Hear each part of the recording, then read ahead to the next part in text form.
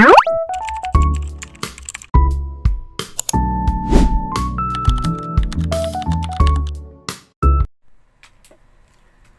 po, dito na naman po tayo sa kung paano gumawa ng manggas o sleeve. Ito yung unang guhit. Actually, nagawa ko na to pero i-demo ko pa din. Tapos yung pangalawang guhit ay yung haba ng manggas.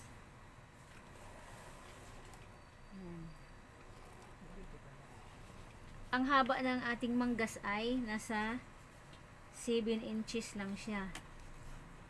Ayun lang po, 7 inches.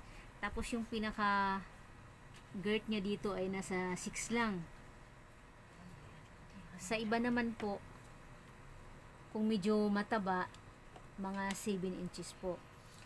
Ngayon po, baka nagtataka kayo dito sa isang guhit na to dito. Ganito po yun talaga. Makukuha natin tong guhit na to dahil mula dito ang sukat niya ay 2.5 dahil ang sukat ng body ay 40. Gawin mong i-divide mo yun sa 8. Ang sukat ng body ay i-divide mo sa 8 para masakto yung sukat ng manggas kung gaano ka kung gaano ka laki yung mababawas mo dito sa may bandang ibaba. Tapos magguhit ka lang ng 8 inches dito para po sa armhole. Ayan po, para sa armhole. Ito yung kalahati sa guhit mo. Ito kasing 8 inches na to, bali hinati mo rin siya sa 4. Tag 2 so bali 8 lahat. Ito ang gagawin mo dito sa pinakababa. Papasok muna yung guhit mo hanggang dito sa kalahati. Pagdating dito sa kalahati, dito na po siya palabas hanggang dito sa unang guhit po, at idirekta na po natin dito sa unang ginuhit natin. So ito na po yung hugis ng ating manggas. Ito yung sa kilikili talaga. Tapos dahil ang lawak dito sa pinakalaylayan ng manggas ay 6, iguhit na po yan natin dito. Ayan.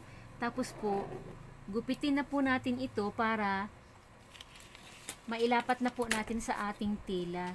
Para po hindi po tayo magkamali, dapat po sa unang gawa po natin, gagamit po talaga tayo ng pattern.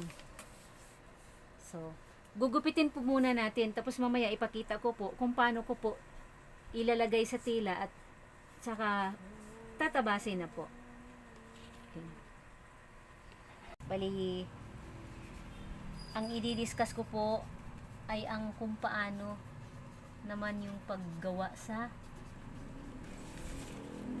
manggas, kung paano ko na naman tatabasin yung manggas.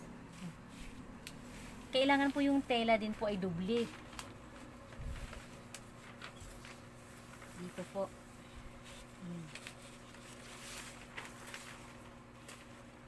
Ito na kanina ang nagawa nating pattern, nagupit ko na. So itong allowance dito sa tupi, sa tela na lang po yan natin ilagay na allowance. Pero mas okay din po na nakaganyan lang muna siya.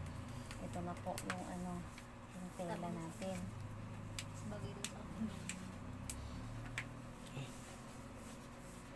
Kailangan na ang tela natin ay buo dito kasi gano'n naman talaga yung manggas, buo yung dito. Lagyan natin lang siya ng pin dito para hindi gumalaw ang ating tatabasin.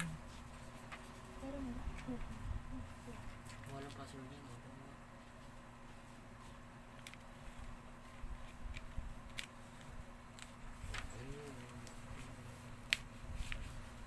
Ayan po, tapos po guguhitan lang po natin para